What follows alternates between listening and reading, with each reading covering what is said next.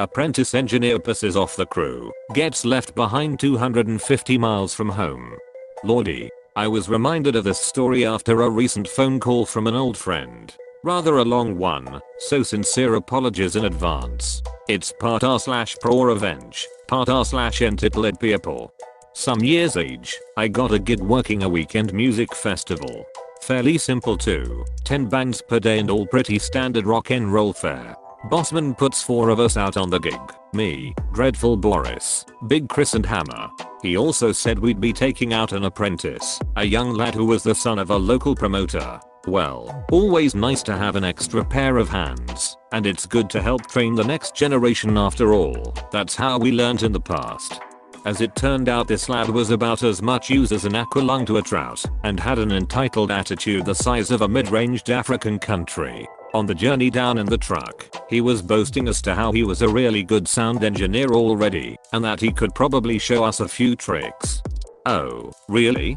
We get to the venue and get busy unloading the truck. We've got a 16-ton of stuff to the gills with 2 sound desks and about 16 kilowatts of sound gear for front of house and about 6 kilowatts of monitors. As you might imagine, this is pretty heavy stuff, and it takes all of us to safely unload it and get it stacked up in place, except that, after unloading the first amp rack, all on wheels, but still around 80 kilos, the entitled brat snottily announces that I'm a sound engineer, not a humper, and promptly strolls off.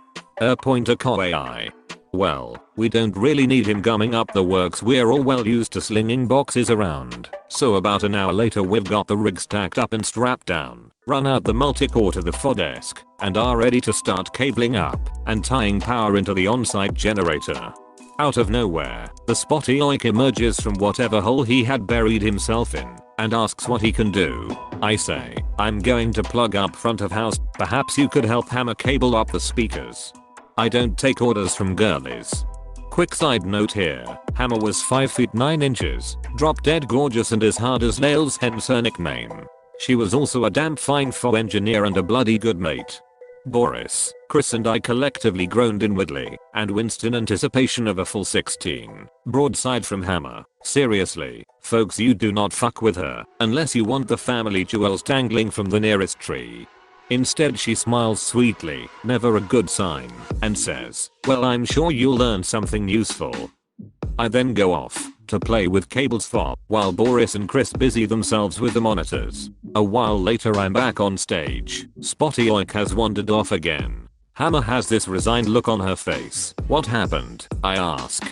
Turns out that, despite cables and connector ports being well labeled, the oik had managed to make a complete pig's ear of plugging up the amp racks. Trust me, it's very hard to make this kind of mistake.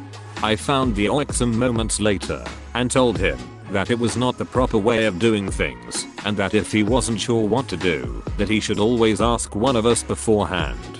What then came out of his mouth absolutely floored me. I don't need to know all that shit. I'm a sound engineer. PP/. Hammer, who was standing a few feet away, snorted derisively and rolled her eyes heavenwards. It took me a few seconds to process this particular nugget of stupid. Well, you have to know how all this works. It's part and parcel of the job, and as you're here to learn, I suggest you pay attention. Well, you're just a bunch of roadies. What do you know? Upon delivering this charming bon mot, he ambles off, again, leaving me to retrieve my jaw from off the deck and Hammer barely able to restrain a fit of laughter that would have incapacitated a rhino. At a guess, this idiot thought he was going to be white gloving front of house for the whole gig. An hour or so later, we are all set up, and we now have a fair idea of the acts that are going to be performing. In situations like this, you rarely get the opportunity of a full-blown sound check, so you have to rely on experience to set the desk up from cold. Luckily we got the first act on stage a half hour before the kickoff, so I could quickly get a rough sense of the overall setup. A bit of exposition. It's convenient to reuse channels across acts, so I generally keep the first 20 or so channels for drums, bass, and guitars, and the last half dozen or so channels for vocals. If a band comes in with anything else, percussion, brass, Tibetan nose flutes, etc., we whack them on channels in the middle. Keeps things nice, simple and consistent across the board, and becomes important in a moment. The working procedure in show is also simple. Dreadful Boris and Big Chris run the monitor desk, and Hammer and I run front of house. We'll do 2 acts each, before handing over to the other. Saves wear and tear on the ears. And when we are not running the desk, we'll handle setting up the stage for each act, and troubleshooting where necessary, as well as doing runs for food and coffee in between.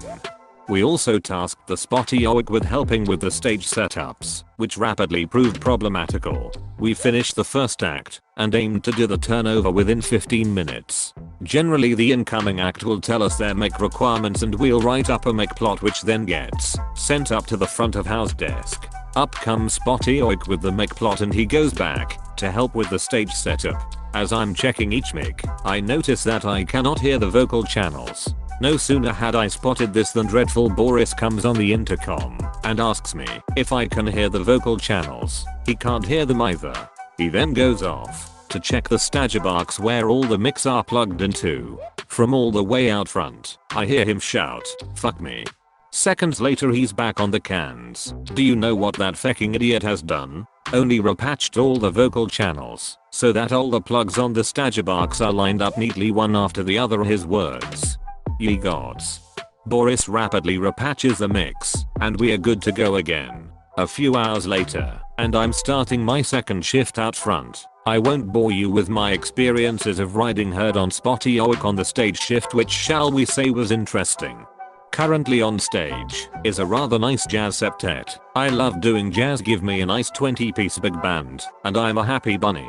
Up strolls he who shall not be mentioned and asks, when can I have a go at mixing? I'm really good, you know. Seeing as he's here to learn, I tell him he can take the next act under my supervision. This happened to be an acoustic duo, 2 guitars and 2 vocals. Even the most thorough engineer should be able to handle something so simple, right? Wrong. I've already set what I regarded as a sensible baseline on the faders for him to work with. First thing he does, he reaches for the master faders and cranks in another 15 dB in 00000. Immediately the rig teeters on the edge of feedback, and I rapidly pull the mains back. Look and listen, balance out the 2 vocals, then the guitars, leave the mains alone.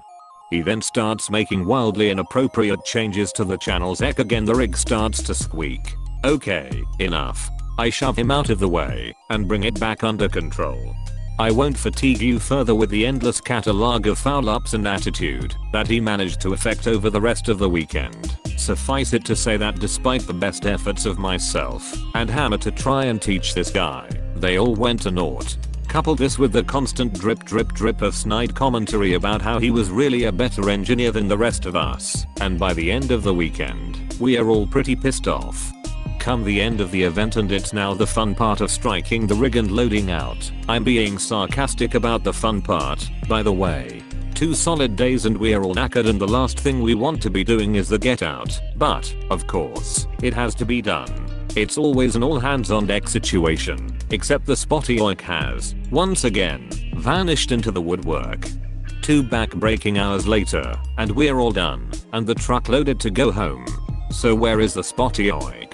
Nowhere. We give it a good 15 minutes but no joy. We then decide to go look for him, so we spent another 20 minutes trolling around the site trying to find him. Again, he's done a disappearing act. We get back to the truck, it's now close to 3 AM and almost simultaneously we say, fuck him. We climb back aboard and drive the 250 miles back to the warehouse to unload. Next afternoon, Bossman calls me to find out why we'd left the spotty oik behind. I gave him the cliff notes and was then told that the oik had to call his dad at 3 in the morning to come and get him a 500-mile round trip. He then said, I never liked that promoter anyway. He was always late paying the bill on previous gigs. Next time he calls wanting a rig and crew, I think I'll tell him to fuck off.